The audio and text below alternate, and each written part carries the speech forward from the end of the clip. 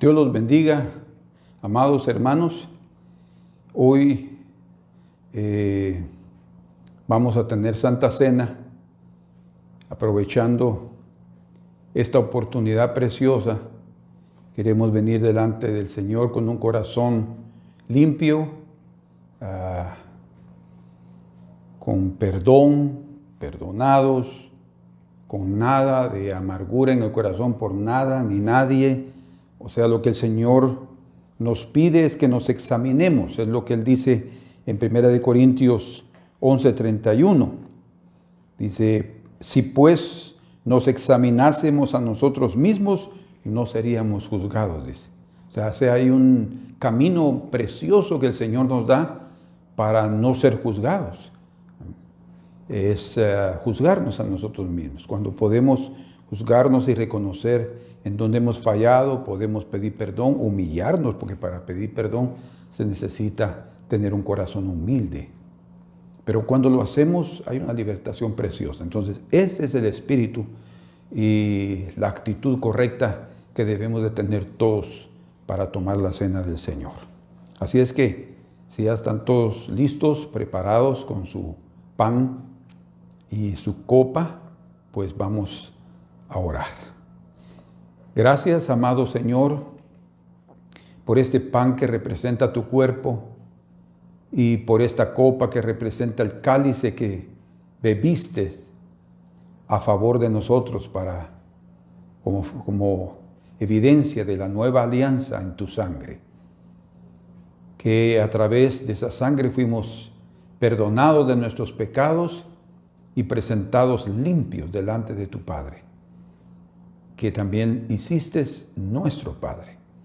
Gracias, Señor, porque cada uno de nosotros estamos en nuestro corazón conscientes del poder de la sangre de Jesús y sentimos la libertad preciosa de cualquier tipo de condenación. Gracias también por la transparencia con la cual podemos vivir delante de nuestros hermanos. Gracias, Señor. Te agradecemos y te pedimos que nos bendigas en este día en el nombre de Jesús. Amén.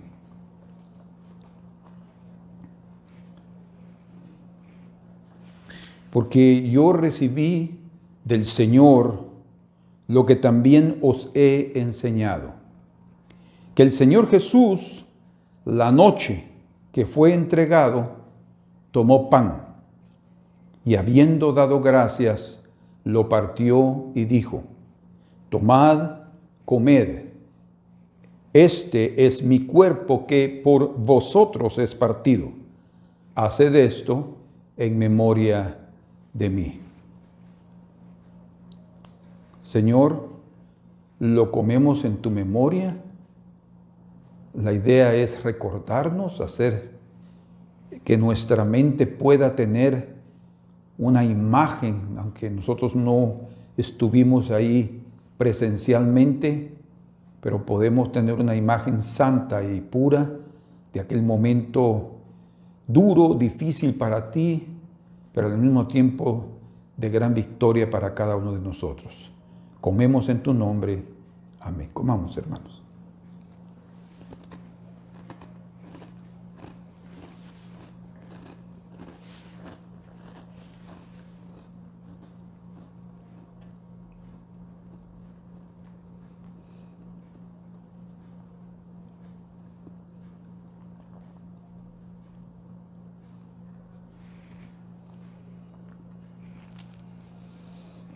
Asimismo, tomó también la copa, después de haber cenado, diciendo, esta copa es el nuevo pacto en mi sangre. Haced esto todas las veces que la bebiereis en memoria de mí. Porque todas las veces que comiereis este pan y bebiereis esta copa, la muerte del Señor anunciáis hasta que Él venga. Entonces bebemos esta copa como evidencia de la nueva alianza, como perdón de nuestros pecados a través del derramamiento de su sangre, de su vida, y que fuimos aceptos en el amado. Bebamos en el nombre de Jesús.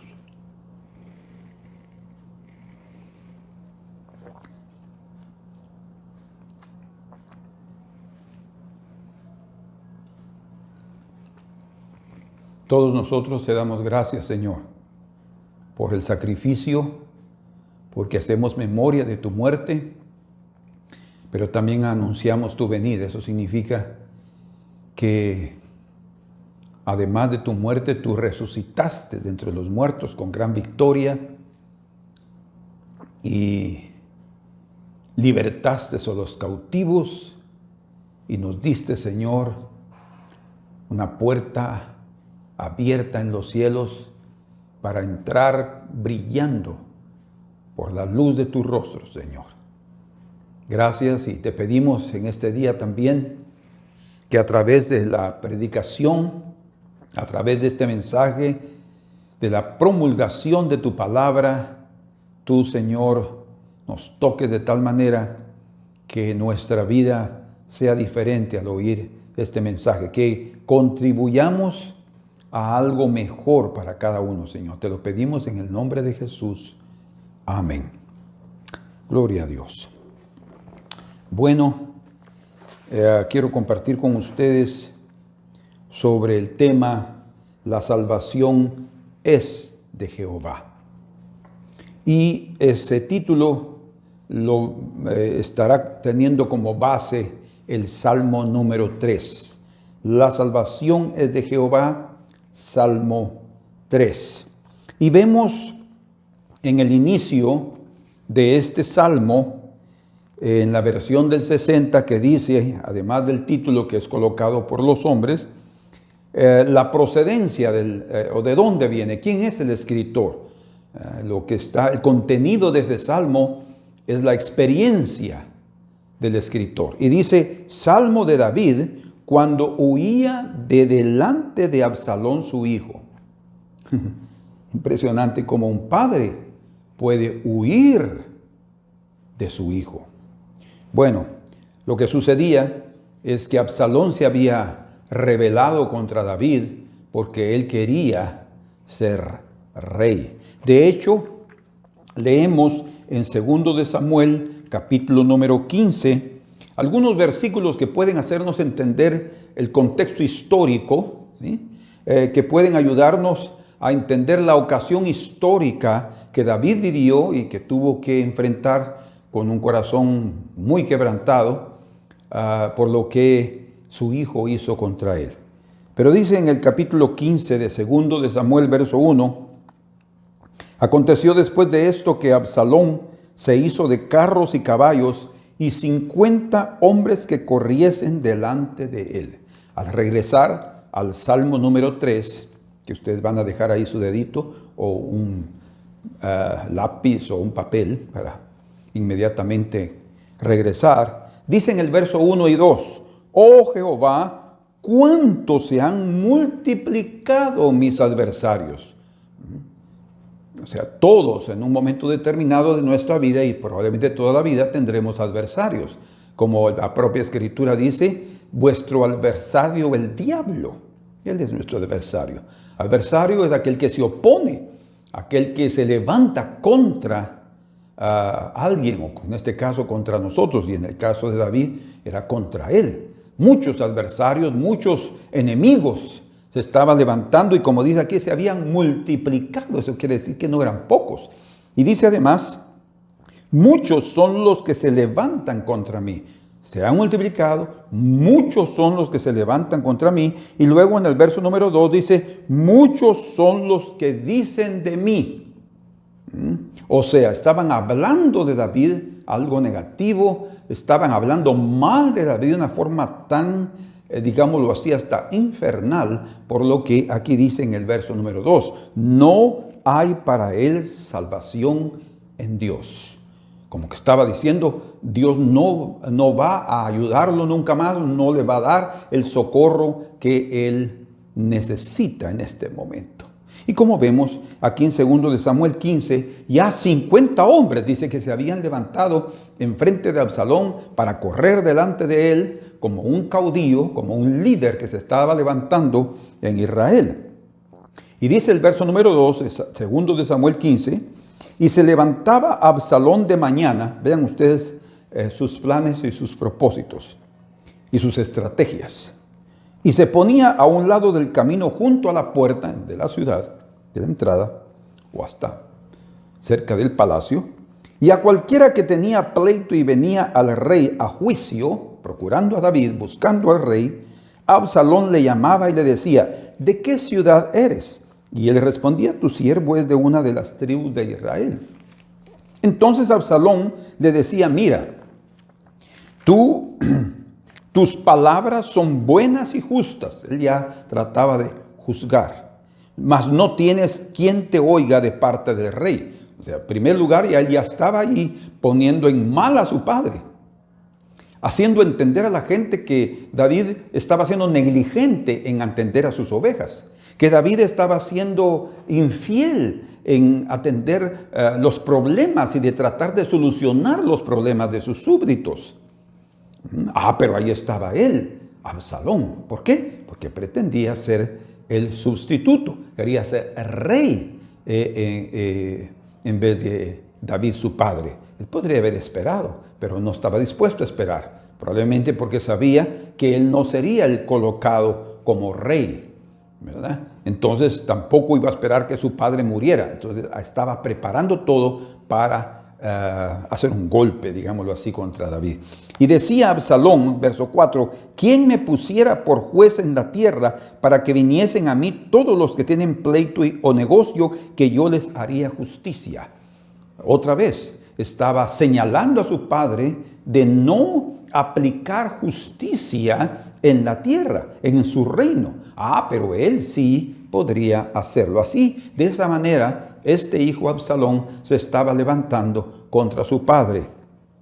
Y acontecía que cuando alguno se acercaba para inclinarse a él, uno de los súbditos del reino de David, él extendía la mano y lo tomaba y lo besaba, dice.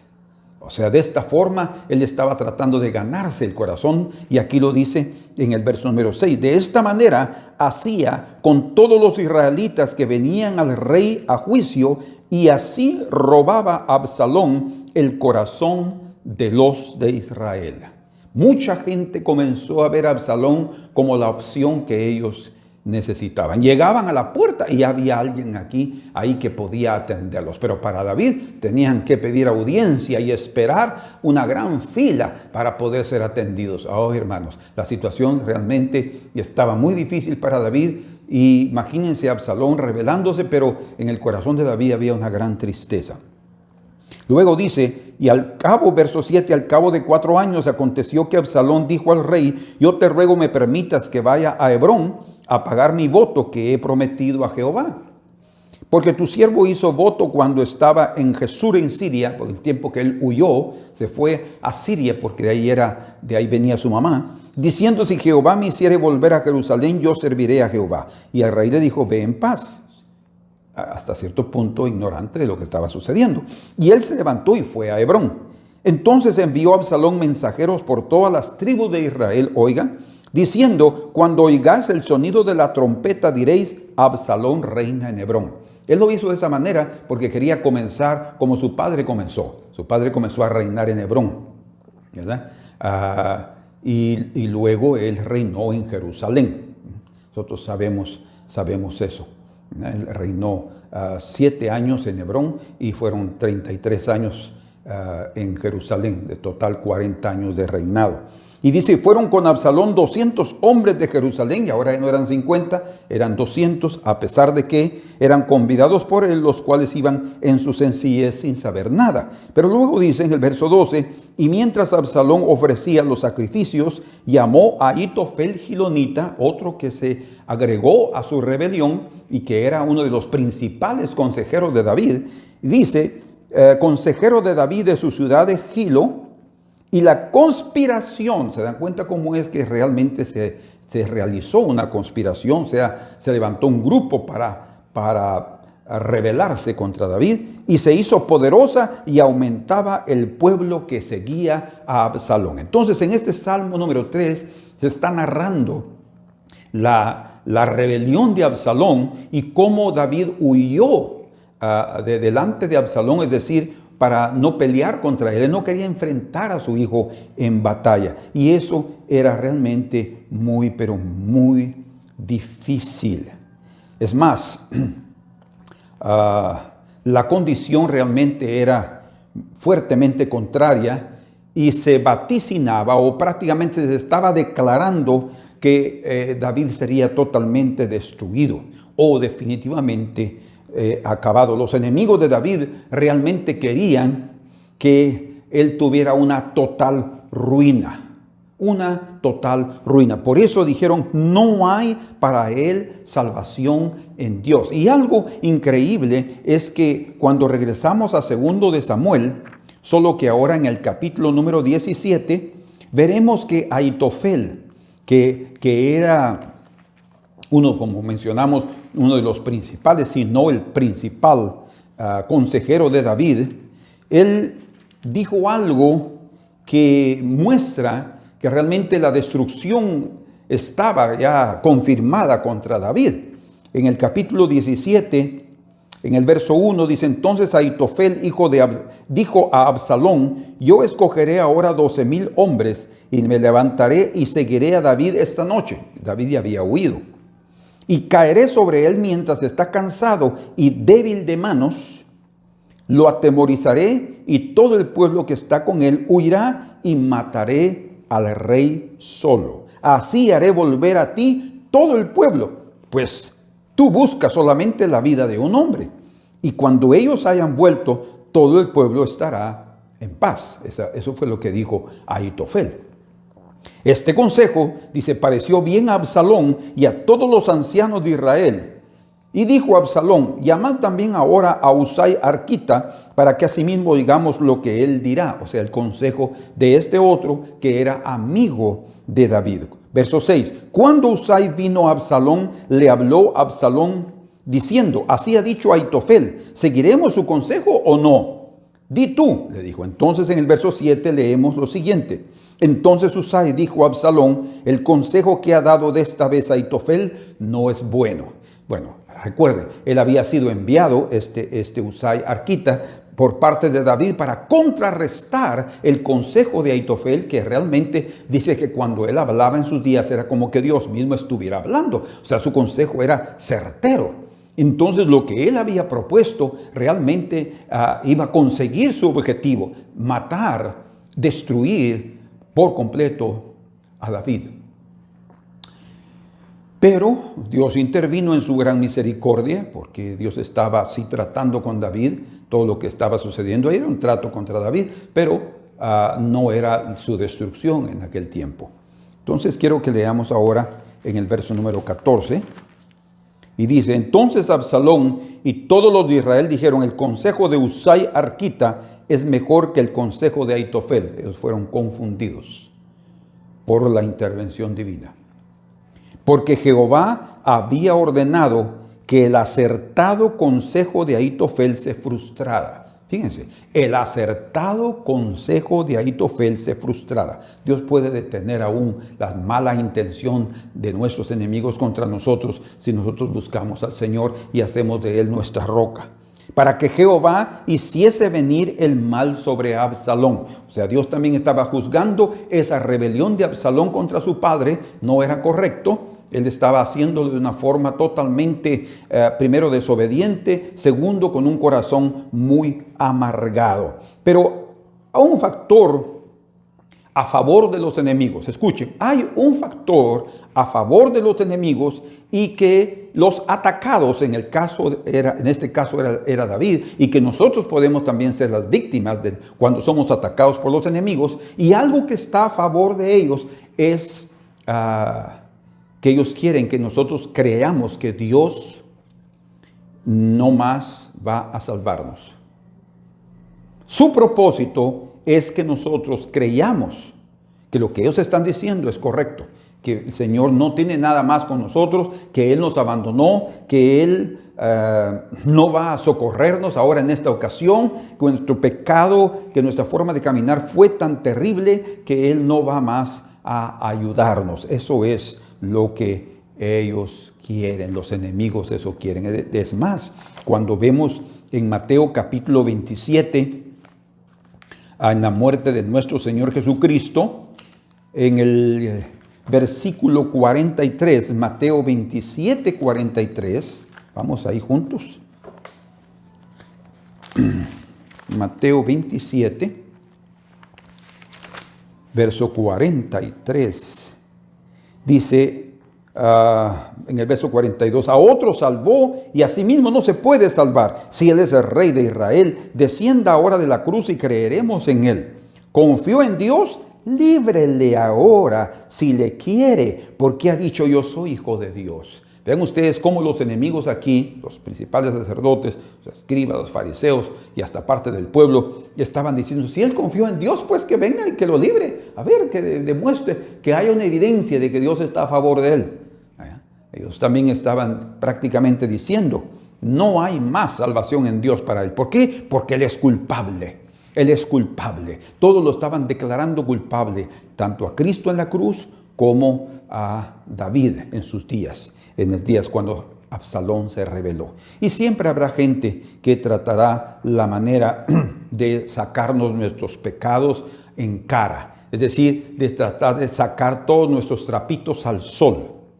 Porque tarde o temprano lo que nosotros hagamos, y por eso necesitamos pedir perdón al Señor constantemente, vivir correctamente delante de Él, porque todo lo que nosotros hablemos o hagamos puede ser usado en nuestra contra, como dicen los policías cuando prenden a alguien, ¿verdad? Cuando lo agarran. Todo lo que usted puede tener el derecho a quedarse callado, porque todo lo que usted diga o haga será usado en su contra.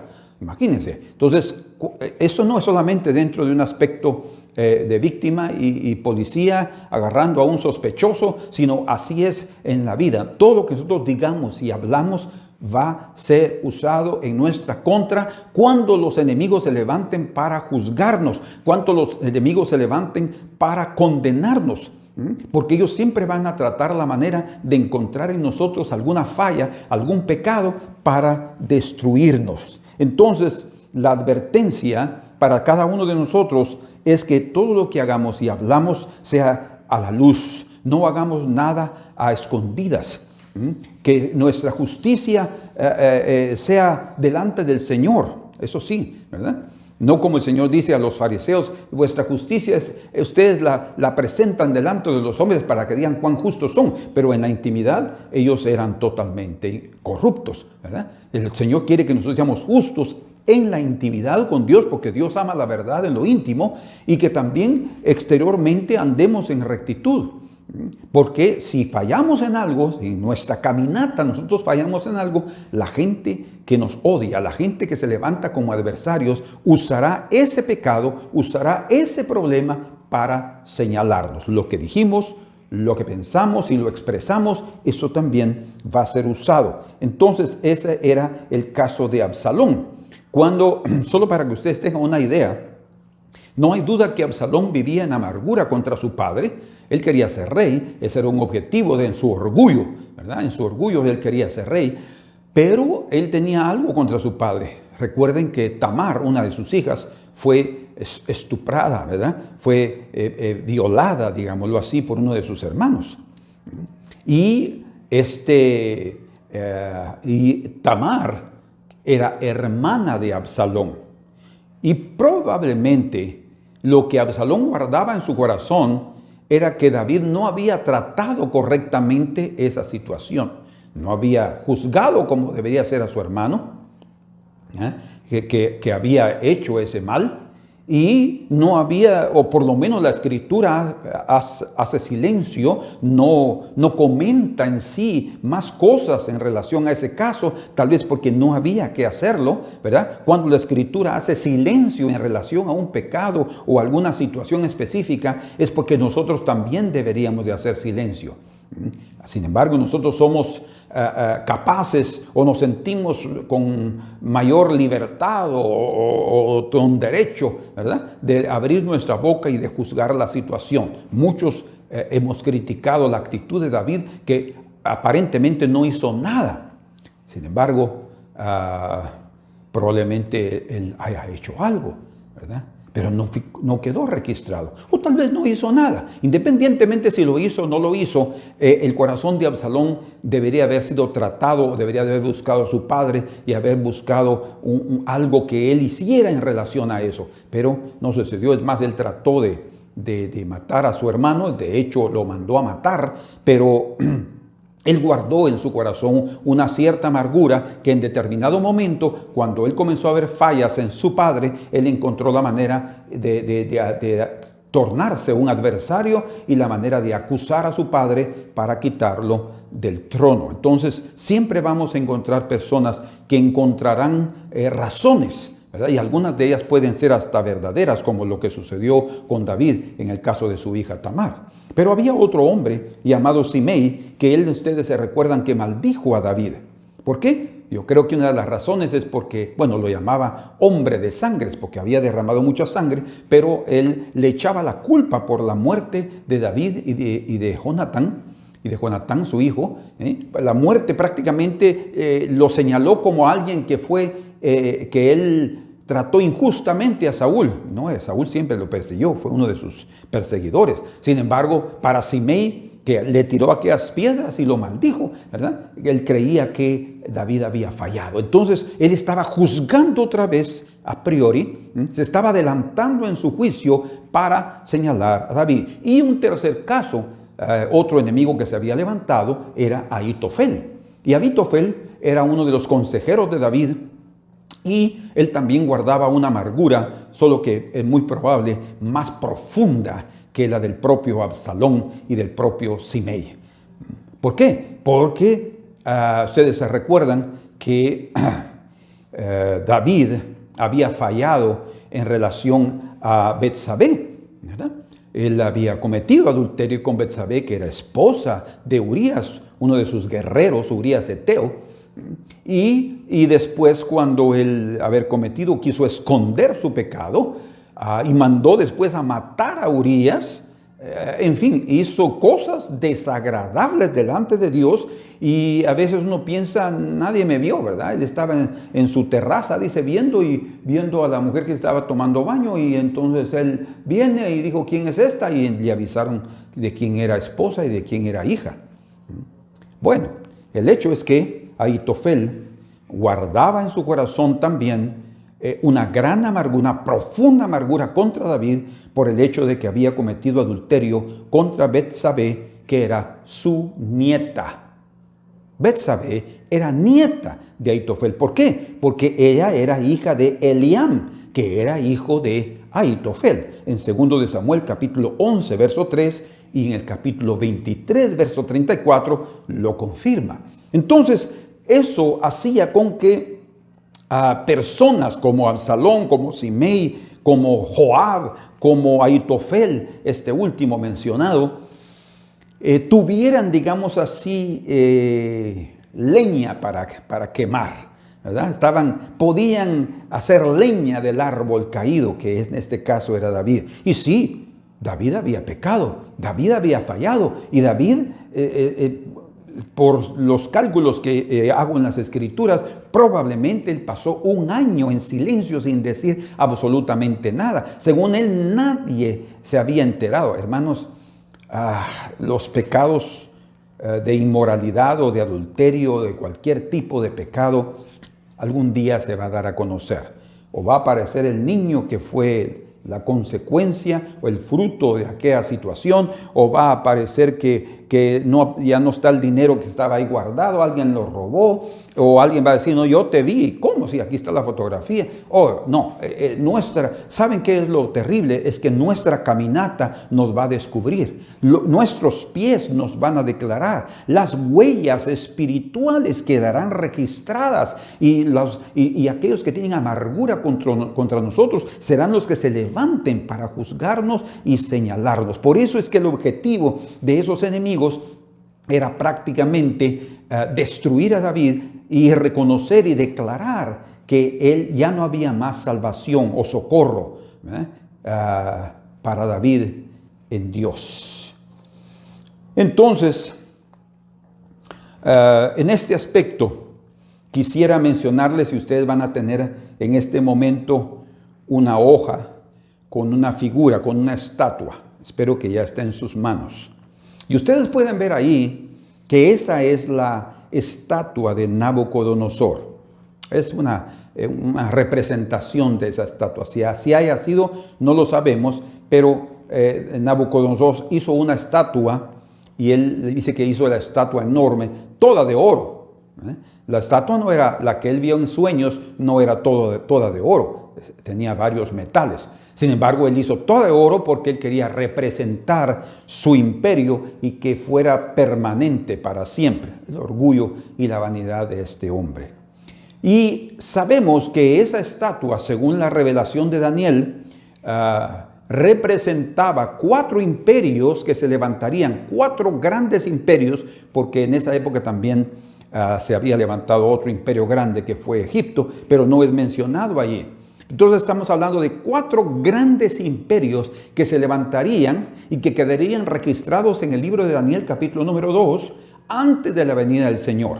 En el capítulo 7 vemos otros 4 animales que también son imperios que se levantarán antes de la segunda venida del Señor. Muchos imperios, grandes naciones se han levantado en estos días, pero hay 4 grandes que en estas se esconden las demás naciones, ¿verdad? Bueno, eso es lo que representa esa estatua, hablando escatológicamente en relación a los últimos días y en relación a las cosas del fin. Sin embargo, esa estatua que ustedes ven ahí también representa la propia realidad del hombre, lo que el hombre es, lo que el hombre representa, ¿verdad? La cabeza, por ejemplo, según la interpretación de Daniel, era una cabeza de oro.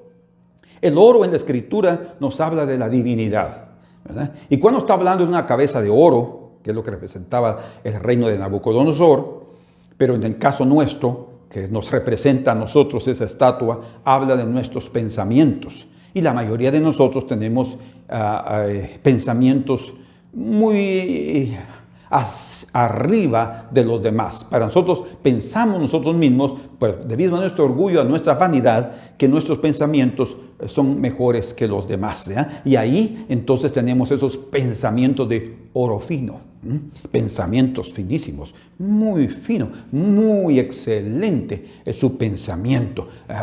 Siempre estamos arriba de los demás. Su pecho y sus brazos de plata. ¿Por qué? La plata en la Escritura nos habla de la redención. Entonces, cuando está hablando de pechos, corazón, principalmente aquí, y los brazos, nos está hablando de los miembros que nos ayudan a hacer cosas, ¿verdad? Esto es para caminar, los miembros superiores. Pero estos nos ayudan que representan la obra de nuestras manos. Entonces, cuando está hablando de plata, está hablando de lo que nosotros hacemos. Y habla de redención, está hablando de salvación, de rescate, porque también plata se pagaba para rescatar o para libertar a un esclavo. En fin, pero lo que estamos viendo aquí es que el hombre también tiene el orgullo de pensar que puede salvarse por sus propias manos, ¿verdad? Él puede salvarse por sí mismo, y eso es lo que representa ese pecho y esos brazos de plata. Pero luego el vientre, dice, el vientre y los muslos, o el vientre y esta parte aquí de la cadera, toda esta parte está hablando que era de cobre.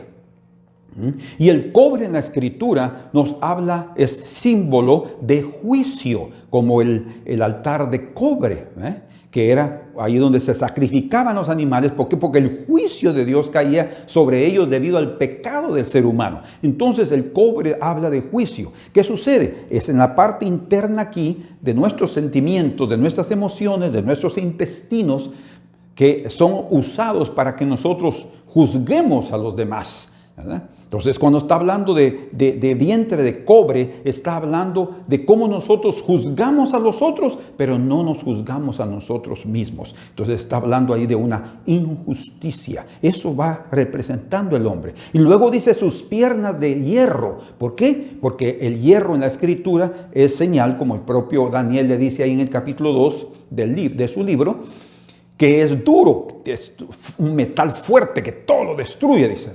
Entonces el hierro está hablando de la fuerza y de la dureza, pero así es la caminata del hombre, es fuerte y dura. El propio hombre establece su propio camino. El camino del hombre, el camino del impío es un camino de su propia elección.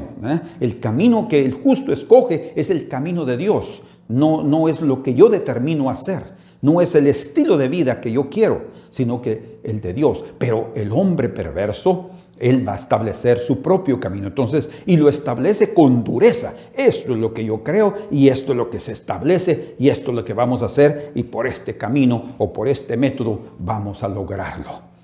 Y por último, los pies, que prácticamente es la base de nuestro cuerpo, prácticamente lo que nos da el equilibrio, ¿verdad? Si no tuviéramos pies, estaríamos con tunquitos, sí tendríamos cierto equilibrio, pero no sería lo mismo. Los pies nos dan un equilibrio impresionante, pero los pies, dice ahí la Escritura, que eran mezclados con hierro, una parte de hierro y una parte de barro cocido. Entonces, prácticamente en los pies estaba la fragilidad de esa estatua. Y esa es la realidad de los imperios. Pueden ser poderosos en sus pensamientos, en sus propósitos, en lo que ellos hacen, cómo ellos juzgan las cosas, cómo establecen sus propósitos y sus planes y proyectos, pero hay una fragilidad muy grande. La debilidad del hombre está en su caminata. Si él no anda correctamente, si él comete un solo errorcito, tenga la seguridad que ahí está su falla y todo lo grande que ha hecho se va a destruir porque la piedra angular va a dar exactamente no en la cabeza, no en el pecho, no en el vientre, no en las piernas, sino en los pies, donde está la mezcla, donde está la fragilidad. Todos nosotros tenemos un lado débil, todos tenemos un lado flaco, ¿verdad? Y es ahí donde fallamos y es ahí donde el enemigo va a señalarnos. Entonces, tenemos que tener cuidado porque la piedra angular, como ustedes pueden ver en Mateo capítulo 21, está hablando allí, verso 42, me parece, al 44, que la piedra angular que es Cristo, ¿verdad? Es la piedra que va a ser usada para destruir, es la piedra que se va a convertir en un gran monte y será eterno, un reino eterno. ¿Verdad? El Señor les dijo a los fariseos, el reino será quitado de ustedes y dado a otros. Y dice, ahí menciona dos grupos hablando de que unos caerán sobre la piedra y otros la piedra caerá sobre ellos, dando a entender dos consecuencias distintas. Los que caen delante de la piedra o sobre la piedra son aquellos que son quebrantados y llegan delante del Señor arrepentidos de sus pecados. Y la piedra se convierte para ellos en el fundamento, en la base, ¿verdad?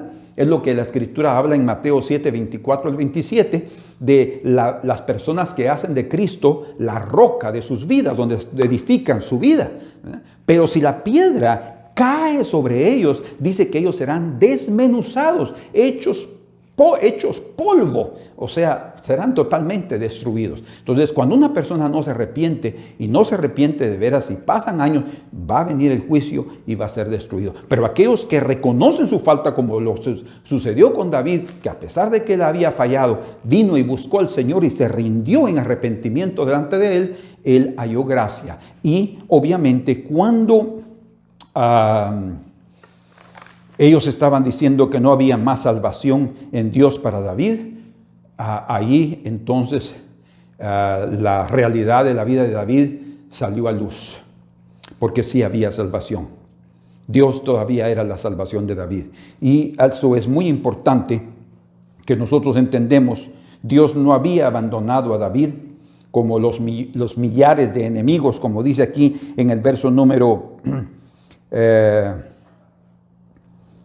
donde está el verso número 6 de ese capítulo 3 de los Salmos, dice, no temeré a 10 millares de gente que pusieren sitio contra mí. No temeré, decía David. Y él entendía, a pesar de las palabras de los enemigos, que la salvación venía de su Dios. Como dice en el verso 2, las palabras de los enemigos, la intención de ellos, no hay para él salvación en Dios. Pero luego entramos a la segunda parte de este salmo, porque se divide en 4 partes, verso 1 y 2, primera, versos 3 y 4, segunda, versos 5 y 6, tercera parte, y versos 7 y 8, la cuarta parte de este salmo. Entonces, en el verso número 3, dice David: mas tú, Jehová, eres escudo alrededor de mí, muro, ¿verdad?, mi gloria y el que levanta mi cabeza.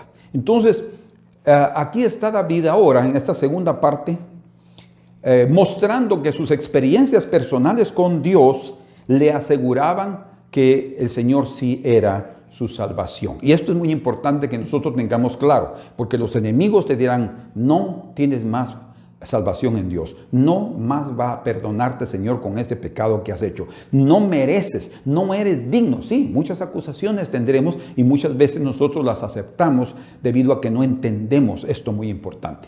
Pero David, a pesar de esas acusaciones de cosas que él había hecho, digamos así, hasta verdaderas, reales, podía aceptar la acusación, ¿verdad? Sin embargo, él se había arrepentido, había cambiado su forma de vivir. Y esa es la clave en cada uno de nosotros. Y durante toda su vida, David también había aprendido a través de las experiencias personales que había tenido con Dios. Él había clamado al Señor y el Señor le había respondido en muchas ocasiones. Y no fue diferente en aquellas donde él se vio realmente cercado por sus enemigos. Dice, verso 4, con mi voz clamé a Jehová y él me respondió desde su monte santo. Con mi voz clamé, ¿verdad? En pasado. Yo he tenido experiencias con Dios. Yo he pasado otros momentos difíciles. He pecado, he fallado. Pero cuando yo levanto mi voz y pido su ayuda, Él me ha respondido. Y no será diferente ahora en mi vida. Yo he clamado y Él vendrá para mi socorro y Él será mi salvación. Así es que la primera parte, los enemigos quieren que tú creas que Dios no va a salvarte más. Pero la segunda parte nos asegura por las experiencias personales. Tú tienes que creer en las experiencias personales con Dios, ¿verdad? En esas experiencias que Dios te ha dado, donde Dios te ha hablado a través de las escrituras, a través de la oración, en tus momentos de ayuno. Cuando estás en la iglesia alabando al Señor por una profecía o a través del mensaje del pastor, Dios te ha hablado. Tienes que creer en esas experiencias para mantenerte firme y que nada pueda destruirte. Por eso Él dice, Él es mi escudo. ¿Por qué? Porque está hablando, Dios es mi protección, escudo, protección alrededor de mí. Dice, Él me protege. No importa lo que ustedes digan, no importa lo que yo haya hecho, yo ya no lo hago. Lo hice alguna vez y fallé y reconozco mi falla, pero ya no es lo mismo, ya no es la misma mi vida. Segundo, Él es mi gloria. Dice, ¿por qué? Porque está hablando de la victoria. ¿Quién tiene gloria? ¿Quiénes son la corona de mi gloria? Dice Pablo a los Corintios. Ustedes, dice. O sea, las ovejas, las iglesias que se habían levantado, en los cuales Pablo había estado predicando la palabra del Señor. Esa era su gloria. La gloria es sinónimo de una victoria. Entonces David está diciendo, Dios es mi defensor, Dios es mi protección, Él es mi victoria y el que levanta mi cabeza. Dice, muchas ocasiones Él se había levantado. Generalmente cuando nosotros estamos cansados, cuando estamos deprimidos, cuando estamos tristes, estamos con la cabeza agachada. Es la postura, la posición física de alguien que está desmayado, emocional o espiritualmente. Pero cuando Dios renueva nuestras fuerzas, cuando Dios renueva nuestro ánimo, nuestro vigor, ¿qué sucede? Él levanta nuestra cabeza. Y eso es lo que quiere decir, el que levanta mi cabeza, dice, ¿por qué? Porque está renovando mis fuerzas. Entonces, estas tres cosas demuestran que David tenía una experiencia con Dios tan profunda, a pesar de todo lo que había vivido y a pesar de lo que los muchos enemigos estaban juzgando a David, estaban señalándole sus pecados. Hermanos, tengamos cuidado nosotros en condenar a otros en sus pecados, porque con la misma manera con que juzguemos, con la misma medida con que juzguemos, así seremos juzgados, dice. No podemos estar señalando, como el Señor Jesús enseñó, la paja que está en el ojo de nuestro hermano si aún no hemos visto la gran viga que está en nuestro propio ojo. Tenemos que tener cuidado porque cuando señalamos a alguien estamos descubriendo sus pecados, pero no estamos considerando en ese momento que nuestros propios pecados también serán descubiertos.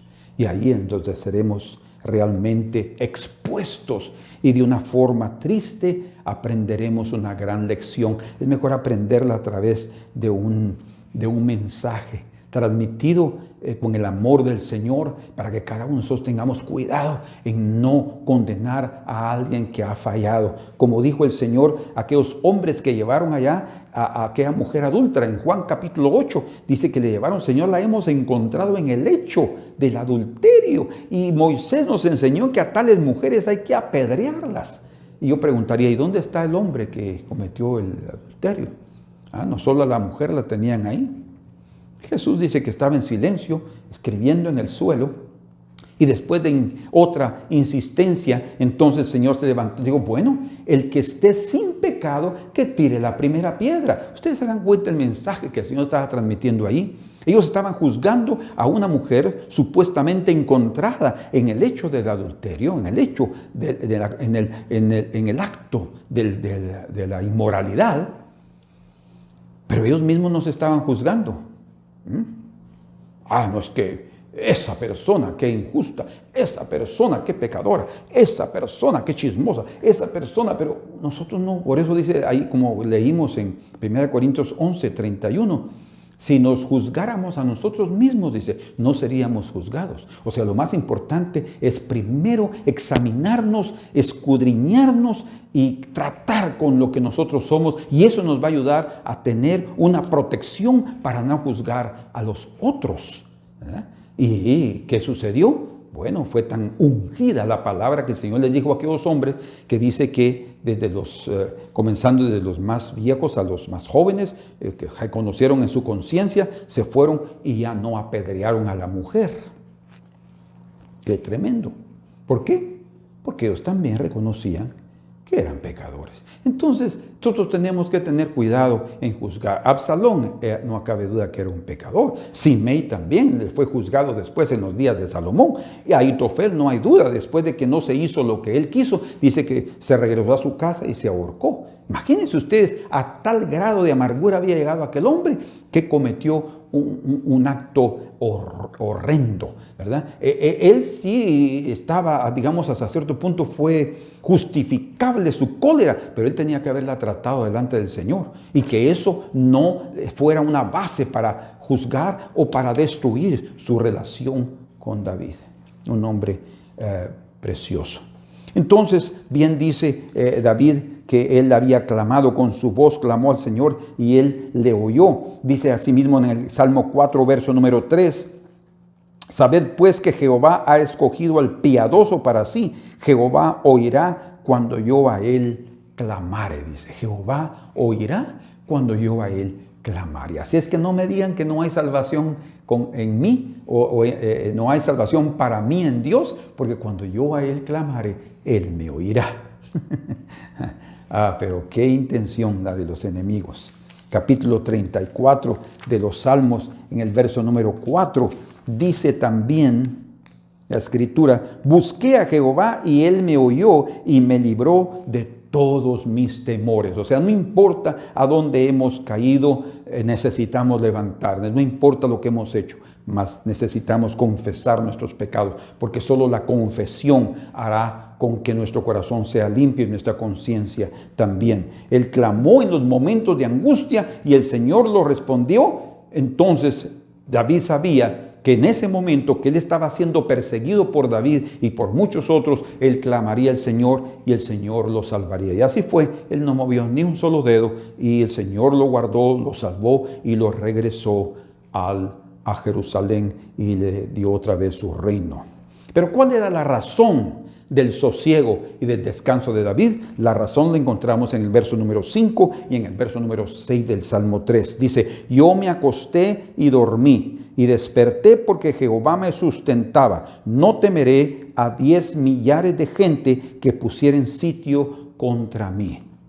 En medio de esa situación, dice que a pesar del dolor, la tristeza y los pensamientos que se levantaban en el corazón de David para entender por qué su hijo se estaba levantando contra él y tantos enemigos que él había ayudado, en muchas ocasiones a Joab prácticamente lo ayudó, era su primo, lo ayudó tanto, ¿verdad? Pero se levantaron contra él en un momento determinado, cuando ya no aguantaron más y porque no curaron la amargura de sus corazones, no cortaron esa raíz de amargura. Pero a pesar de eso, en la noche, dice, yo me acosté y dormí. Qué precioso es poder llegar a la almohada y decir, Señor, dejo todo en tus manos. Tú eres el que me sustenta. Tú eres el que me sostiene, Señor, ¿verdad? Como dijo el Señor Jesús, en tus manos encomiendo mi espíritu. En Lucas 23, 46 dice, él miró dijo, Padre, Dios mío, ¿por qué me has desamparado? Había algo tremendo porque los enemigos estaban. Esta es una vivencia también profética de lo que nuestro Señor Jesucristo vivió en la cruz. Porque sí, realmente en la cruz el Padre lo abandonó. Y muchos podrían haber dicho, ahora sí no hay salvación para él en Dios, ¿verdad? Y más cuando él fue al infierno, porque él descendió al infierno en su alma humana, descendió al infierno para ir en representación nuestra, para que ningún otro ser humano que cree en él vaya a ese lugar sino sea totalmente salvo. Pero él estando en la cruz, dijo, Padre, en tus manos encomiendo mi espíritu, y expiró, dice ahí en Lucas 23, 46. ¿Qué significa eso? Bueno, él durmió. Cuando dice que expiró, él durmió. Tuvo el sueño de los santos. Pero él durmió no en cualquier cama, no. Él durmió el sueño de la muerte por nosotros. Y él sabía que se iba a enfrentar a millares de enemigos, de demonios en el infierno, que lo acusarían y que le dirían durante esos 3 días que pasó ahí, 3 noches en el infierno, no hay más salvación para ti en Dios. Dios no te va a rescatar de este lugar. Pero él dijo, en tus manos encomiendo mi espíritu, y durmió. Hermanos, el Señor también nos enseña, Señor Jesús, nuestro Salvador, que no importa el nivel, la intensidad de la crisis que nosotros podamos estar viviendo o la dificultad de los problemas, descansemos en Dios. ¿Por qué? Porque Él es el que nos sustenta. Esa era la razón del sosiego de David. Esa era la razón del descanso de David. Él podía verdaderamente, a pesar de la situación, dormir y descansar, porque él sabía que él mismo no podía solucionar sus problemas. Tenemos que tener cuidado en seguir pensando que nuestra cabeza es de oro. El hombre de los pensamientos de oro. Él puede pensar y tener la respuesta así. Él puede quedarse toda la noche ahí meditando para saber qué es lo que debe hacer. Confía en Dios, descansa en Dios, pon en el Señor tus caminos. Y dice, y Él enderezará tus veredas. No importa qué dificultad nosotros tengamos, qué escabroso está el camino donde estamos andando, el Señor va a enderezar nuestra vereda, va a enderezar nuestros pasos y va a hacer con que nuestros pies de fragilidad, donde están mezclados entre la fortaleza y la fragilidad humana, la fragilidad de la naturaleza pecaminosa, pueda ser mantenida en rectitud y tu vida pueda ser preservada si tú y yo aprendemos a descansar en el Señor. Como dice en el libro de Isaías, capítulo 41 y verso número 10, no temas, dice el Señor, porque yo estoy contigo. No desmayes, porque yo soy tu Dios que te esfuerzo. Siempre te ayudaré, siempre te sustentaré con la diestra de mi justicia. Dios es el sustentador de tu vida. En el Salmo 16, en el verso número 5, otro salmo profético, dice en relación a la muerte del Mesías, Jehová es la porción de mi herencia y de mi copa. Tú sustentarás mi suerte, dice. O sea, lo que yo estoy viviendo, las circunstancias que yo no esperaba, que me han sorprendido. ¿Verdad? ¡Ay, qué suerte la mía! No, Tú sustentarás mi suerte. Tú, Señor, me sustentarás. Tú serás mi apoyo. En el Salmo 17:5 también dice, sustenta mis pasos en tus caminos para que mis pies no resbalen. Y por último, en el capítulo 18 de los Salmos, en el verso número 35, leemos de esta manera, me diste asimismo el escudo de tu salvación. Tu diestra me sustentó, estamos en las manos del Señor, y tu benignidad me ha engrandecido. Por tanto, descansa en Dios. La razón del descanso, del reposo, del sosiego de David era porque él era sostenido por el Señor. Él podía descansar en Dios a pesar de las grandes luchas que él pasaba. Y por último, encontramos aquí en el verso número 7 y 8, la última parte de este salmo. Dice, levántate Jehová, sálvame Dios mío, porque tú heriste a todos mis enemigos en la mejilla, los dientes de los perversos quebrantaste. Fíjense que eran en los momentos de batalla donde el pueblo de Israel aprendió que el Jehová su Dios, porque ellos no conocían a Dios como con el nombre de Jehová. Él se dio a conocer eso a través de Moisés en la zarza y les dijo, y Moisés le preguntó al Señor, cuando ellos me pregunten quién me envió a ellos, ¿qué les diré? Yo soy, Jehová te ha enviado. Y ahí comenzó él a ser conocido. Por eso es que hasta el propio Faraón, cuando oyó que Jehová, el Señor, lo había enviado, dice, ¿quién es Jehová? Yo no conozco a ningún Jehová. Es más, el propio Señor le dijo a Moisés, yo no me di a conocer a Abraham en este nombre de Jehová, sino como el Todopoderoso, dice. ¿Verdad? Así es como lo conocía Abraham, el Todopoderoso, pero no como Jehová. Entonces ese nombre estaba prácticamente demostrando que él estaba presente en medio de su pueblo. Y diles que Jehová, el que existe, el que es, ¿verdad? El yo soy, está en medio de ustedes y los libertará. Y así sucedió. La forma como el pueblo de Israel conoció a Jehová fue a través de prodigios, de maravillas, de batallas, de luchas, las plagas cayendo sobre Egipto y por último, después de que pasaron el mar rojo, cuando los enemigos, Faraón y su ejército fueron allí ahogados, destruidos, entonces ellos dijeron, Jehová, varón de guerra. ¿Cómo descubrieron que Jehová, el Dios de ellos, también era un varón de guerra? David no se convirtió en un varón de guerra solo porque él tenía ese don. No, porque nuestro Dios es un varón de guerra. Él está dispuesto a luchar tus batallas. Él está también queriendo que tú entiendas que Él está contigo en tus luchas. Por eso es que David dice aquí, levántate Jehová, sálvame Dios mío, porque tú heriste a todos mis enemigos en la mejilla. Como que un golpe, dando a transmitir que Él va a pelear por nosotros. Los dientes de los perversos quebrantaste. Entonces, cuando dijeron los enemigos, no hay salvación para él en Dios, David dijo, no, Él es mi salvación.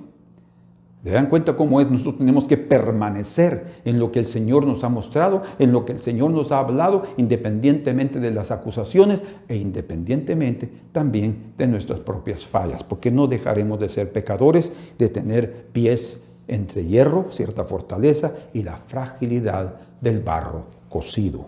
Y luego dice en el verso 8, la salvación es de Jehová, sobre tu pueblo sea tu bendición. La salvación es de Jehová. Disculpen, no viene de mí, no viene de mi justicia, no viene de lo que yo creo en relación a una sugestión, a una suposición o a una imposición mental. No, viene a través de la experiencia de una manifestación clara y evidente de mi Dios para salvarme en el momento cuando yo más lo necesito. Hermanos, la salvación la vamos a experimentar cuando venimos delante del Señor y nos inclinamos y nos arrodillamos y nos postramos delante de la roca, ¿verdad? De esa roca que ha sido puesta en Sión. Es una roca firme, sólidamente establecida en la iglesia para darnos la salvación que nosotros necesitamos. Pero es necesario venir quebrantados. Dice, aquellos que ven que caigan sobre la roca serán quebrantados. Dice, o sea, habrá un arrepentimiento verdadero y esa experiencia nos hará creer con todo el corazón que podemos seguir adelante para la gloria del nombre del Señor. Y termino leyendo aquí en Éxodo capítulo número 15, en el verso número 2, que dice, Jehová es mi fortaleza y mi cántico, y ha sido mi salvación. Este es mi Dios y lo alabaré, Dios de mi Padre, y lo enalteceré. Y también en el libro de Isaías, capítulo número 12, y en el verso número 2, leemos esta experiencia. He aquí Dios es salvación mía. Lo cantamos. Me aseguraré y no temeré, porque mi fortaleza y mi canción es Jehová, quien ha sido salvación para mí. ¿Cómo se resalta que Dios es nuestra salvación? Que Dios haga este salmo una experiencia nuestra y lo afirme en nuestros corazones, para que cuando se levanten los enemigos contra nosotros podamos estar preparados para enfrentarlos con, no solamente con la cabeza, principalmente tenemos que enfrentarlo con la cabeza en los pies, como así, postrados delante del Señor, reconociendo nuestra debilidad. Solo así seremos sostenidos y entraremos firmes y estaremos también firmes delante del Señor. Padre amado, ayuda a mis hermanos. Protege sus caminos, guárdalos en lo que dicen, en lo que hacen, que anden en tu justicia, Señor, y que en todo momento sean blancas sus vestiduras. Por favor, que la sangre de Jesús, tu Hijo, los cubra de todo mal, los perdone de sus pecados y ayúdalos a ser como tú eres, Señor, que no viniste a juzgar ni a condenar a nadie, sino a que todos fueran salvos por ti. Que también nosotros, Señor, podamos tratar con cualquier tipo de amargura en nuestro corazón, por una falta de perdón, por un rencor, que todo sea eliminado en nuestros corazones para que de nadie podamos sentir nada que nos pueda afectar en nuestra relación contigo, Señor. Te lo pedimos y te lo agradecemos en el nombre precioso de Jesús. Amén. Que el Señor los bendiga, amados hermanos, y si Dios lo permite nos veremos el próximo domingo aquí fielmente, ahora con ustedes, y que ustedes también fielmente se esfuercen para estar todos juntos. Amén.